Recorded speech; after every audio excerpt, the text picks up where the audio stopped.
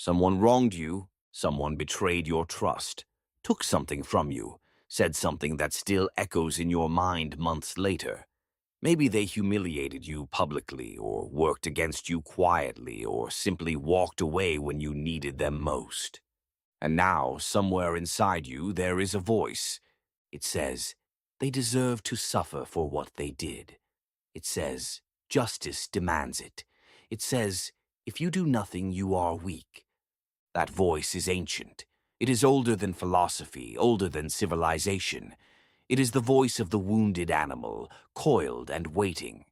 2,000 years ago, the most powerful man in the world heard that same voice.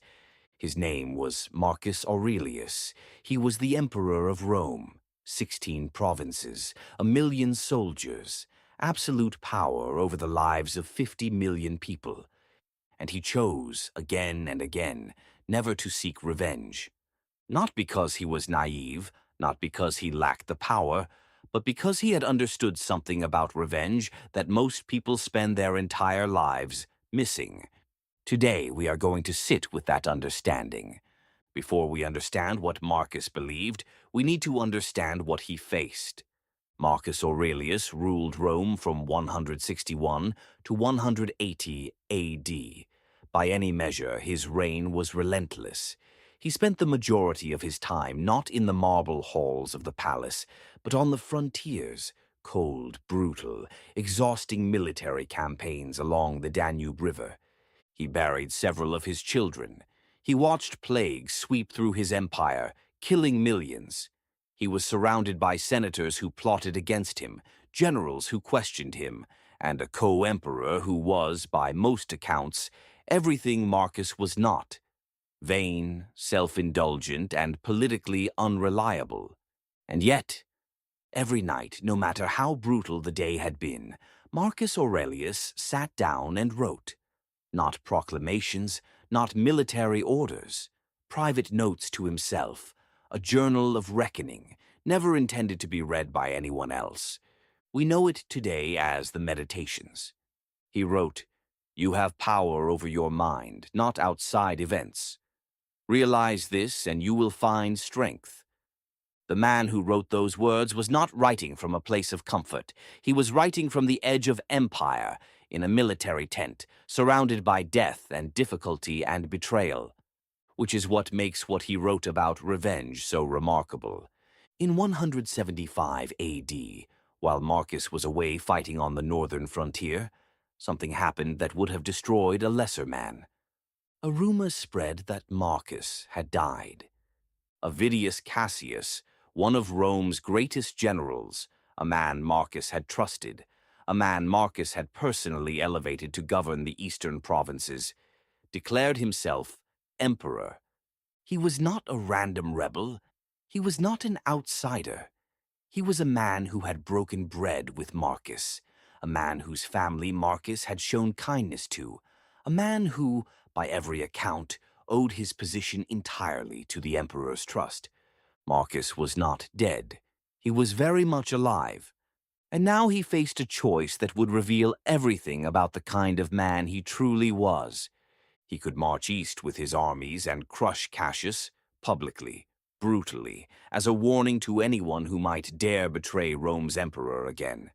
He could execute Cassius's family. He could make an example. That is what emperors did. That is what power demanded. That is what the wounded voice inside every human being whispers when it has been deceived. Marcus did none of it. He marched east, yes, but he brought with him something far more dangerous than an army. He brought letters. Letters he sent ahead, addressed to Cassius, addressed to the Senate, addressed to the cities of the east. In those letters he wrote that he was sad. Not furious, sad. Sad that a man of such talent had made such a terrible mistake, and he promised publicly that there would be no executions, no revenge, no punishments for those who had simply followed Cassius out of fear or confusion. Before Marcus could even reach the east, Cassius was killed, not by Marcus's orders, but by his own officers, who panicked. They sent Marcus the head of Cassius as a gift. Marcus refused to look at it. He ordered Cassius buried with honor. He burned the letters and documents that revealed which senators had supported the rebellion, so he could never be tempted to punish them. He pardoned everyone. The historian Cassius Dio, writing about this moment, said it was the single act that most distinguished Marcus from every emperor who had come before him. Now, the obvious question: why? Was Marcus simply merciful? Was he performing generosity for political reasons? Was he afraid of what revenge would cost him? No. The answer is in the Meditations. The answer is in the philosophy that Marcus had spent decades building inside himself, line by careful line. The first reason is this: Marcus did not believe that other people's wrongs were his to punish. He wrote, "If someone is able to show me that what I think or do is not right, I will happily change, for I seek the truth, by which no one was ever truly harmed." Marcus understood that Cassius had acted from a place of weakness, from fear, from ambition, from the same ancient wound that lives in all of us. To destroy a man for his weakness is not justice.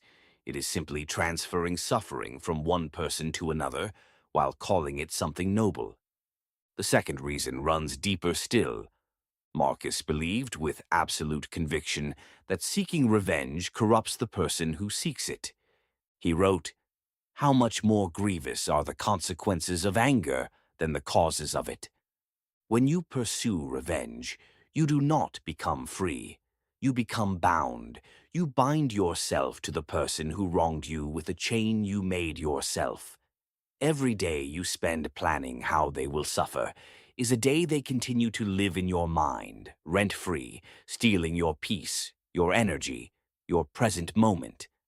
Marcus had seen this in others, emperors who had become consumed by enemies real and imagined, men who had started with righteous grievances and ended as tyrants, devoured from inside by the very hatred they thought was protecting them. He would not become that.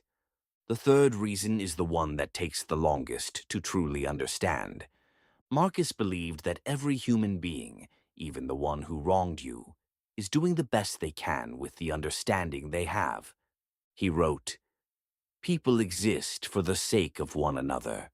Tolerate them or reform them." This is not naivety. This is not weakness. This is one of the hardest things a human mind can do: to look at someone who has harmed you and understand them as a limited, frightened, confused creature, just like you, just like everyone. Cassius had not betrayed Marcus because he was evil. He had betrayed Marcus because he was afraid and ambitious and human. Punishing him severely would not have made Marcus more powerful. It would only have made Marcus more alone. You are not the emperor of Rome, but you know the weight of betrayal. You know the particular heat of it, the way it doesn't just hurt, but offends, the way it makes the voice inside you say, "This is wrong and it must be answered." Here is what Marcus offers you across 2,000 years of silence.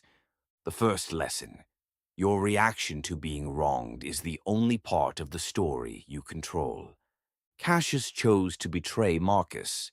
That choice belonged to Cassius entirely, but what Marcus did next, that belonged to Marcus, and he chose to let it reveal the best of him, not the worst. Every time someone wrongs you, you face the same fork in the road. You can let their worst bring out yours, or you can let their worst reveal something in you that they never had: restraint, wisdom, a larger view. The second lesson: revenge is always more expensive than it appears. It costs you time, it costs you peace, it costs you the mental and emotional energy you could spend building something meaningful.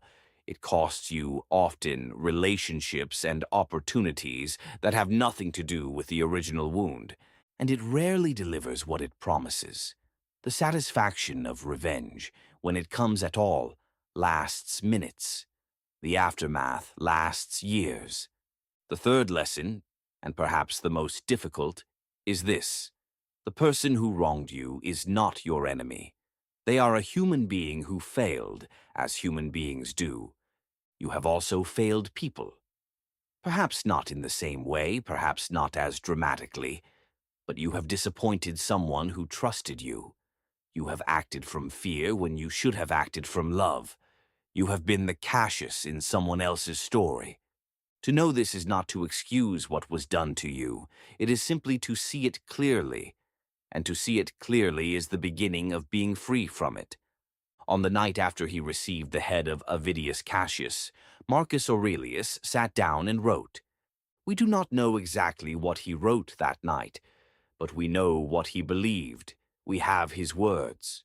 Waste no more time arguing about what a good man should be. Be one.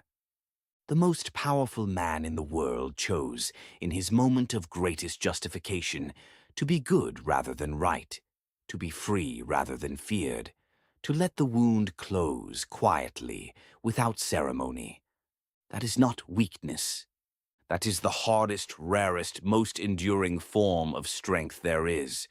Thank you for sitting with this today. Be still, be unshaken, be free.